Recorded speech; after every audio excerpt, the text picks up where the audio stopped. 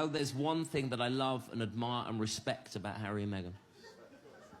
How angry they make Piers Morgan. And the Daily Mail. The Daily Mail hate her. Hate her. Don't know why they hate that black woman. You know what I've noticed? The more they hate Meghan, the more they love Kate. It's like Kate can do no wrong. Kate could murder a disabled panda cub. The whole thing caught on camera. Kate just kicking the shit out of this tiny, defenseless, fluffy, 6-month-old, wheelchair-bound cub. Daily Mail front page, caring Kate gets panda to heaven. Meghan, Duchess of Sussex, is a catalyst for change in the British monarchy. Her presence triggers intense reactions, revealing more about society than Meghan herself. Even small actions, holding hands, a speech, are dissected into controversy. She reflects the monarchy's anxieties about identity, race, and power. Meghan disrupts equilibrium, forcing the institution to confront truths. Her presence challenges the status quo, exposing royal fault lines. The love story of Harry and Meghan, instead of being celebrated, has become a lightning rod for criticism. Their happiness, public displays of affection, laughter, unity, seems to irritate critics who expect stoicism from royals. Media figures like Piers Morgan frame their love as performative, a challenge to the old order. This discomfort reveals a deeper unease.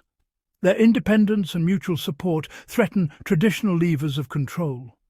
Their bond is seen as defiance, their joy reframed as arrogance. The criticism says little about the couple, but much about a worldview that resists change and genuine emotion. Their love has become a symbol of rebellion against the idea that duty must eclipse happiness. For those invested in the old ways, this is deeply threatening.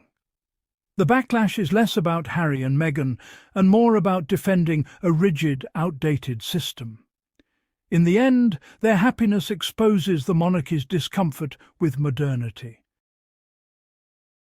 Every move Meghan makes is magnified by the British media's relentless gaze. A simple gesture, like cradling her baby bump, is condemned as attention-seeking, while the same act by others is praised. Positive actions are buried under negative speculation. Charity work is overshadowed by critiques of her wardrobe. Their desire for privacy is twisted into secrecy, and the rules shift constantly, ensuring they can never win. The truth is lost beneath the noise, as the media's obsession becomes the real story. The media has manufactured a rivalry between Meghan and Catherine, Princess of Wales, pitting them against each other for public consumption. Meghan's choices are criticised, while Kate's similar actions are celebrated, reinforcing a hierarchy that keeps Meghan as the outsider. This narrative isn't about the women themselves, but about maintaining a comfortable order. The rivalry is a projection of the media's anxieties, not reality. There's room for both women to be celebrated, but drama sells better than solidarity. By reducing them to rivals, the media enforces outdated stereotypes and distracts from their real contributions. The trope persists, not because it's true, but because it keeps the old hierarchy intact. The media's obsession with Meghan and Harry goes beyond business. It's a fixation rooted in frustrated control. Meghan, a self-made woman of colour in the heart of the monarchy, challenges old assumptions and unsettles the establishment. She and Harry refuse to play by the media's rules, taking legal action and stepping back from royal duties. Their resilience only intensifies the scrutiny, as the press grows more desperate to control the narrative.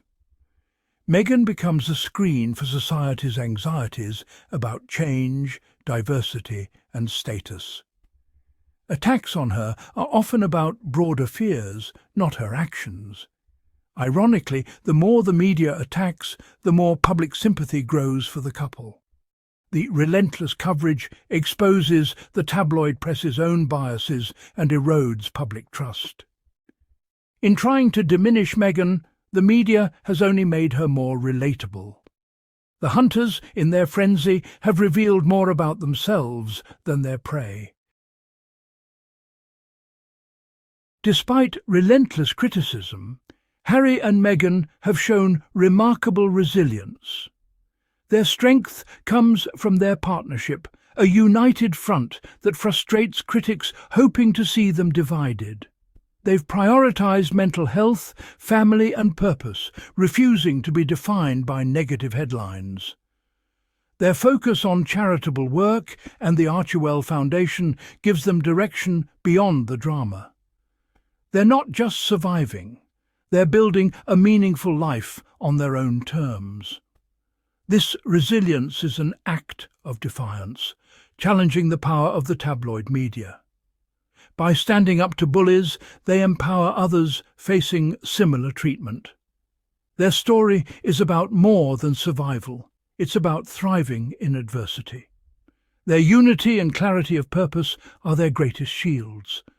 They show it's possible to walk away from toxicity and still succeed. Their resilience inspires others to reject harmful narratives and choose their own path. At the heart of the Sussexes' conflict with the media is their authenticity. Meghan and Harry's openness about mental health, racism and their desire for normalcy challenges the royal tradition of stoic silence. Their vulnerability pulls back the curtain on the monarchy, making royals relatable and to some less special. This shift unsettles those invested in mystique and hierarchy. Their authenticity empowers others, sparking conversations about mental health and social change. They're not just figureheads, they're agents of transformation. The Meghan effect is really the authenticity effect, a disruptive force in a system built on performance. By being true to themselves, they challenge the monarchy, the media, and the public to evolve. Their presence forces the institution to confront its own relevance in a changing world. The story of Harry and Meghan is about more than royal drama. It's about the power of living one's truth. Their journey has shifted public consciousness, exposing the cracks in the institution and its relationship with the press. By stepping away, they've forced overdue conversations about relevance, fairness and change.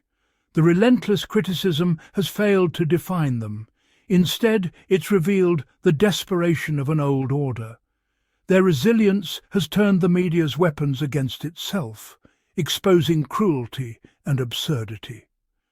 At the heart of it all is love, a force their critics can't defeat.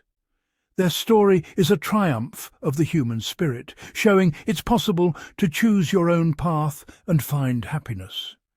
That, ultimately, is the most transformative message of all.